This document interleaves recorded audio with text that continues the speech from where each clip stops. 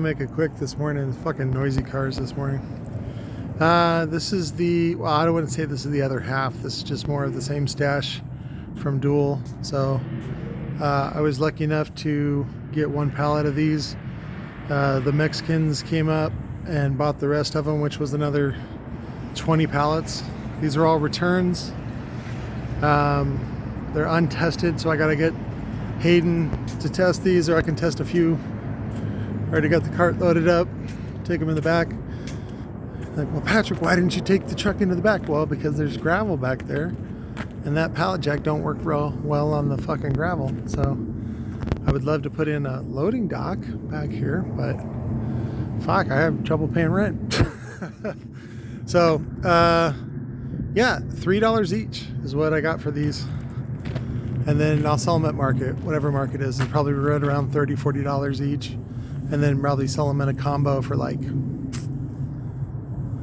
I'll ask 100 and then settle at like 90 or something like that.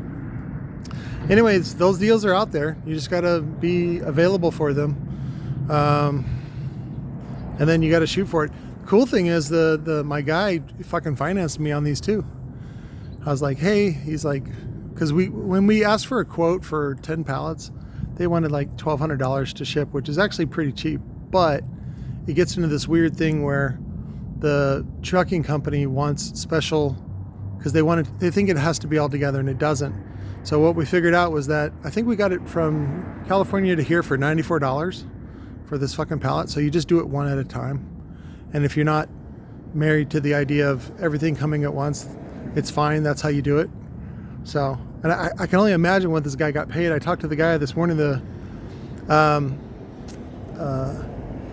younger guy, fucking him and his brother own the truck.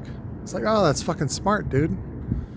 So it's like, and that's what they do. They just run freight from the hub out to wherever it needs to be delivered.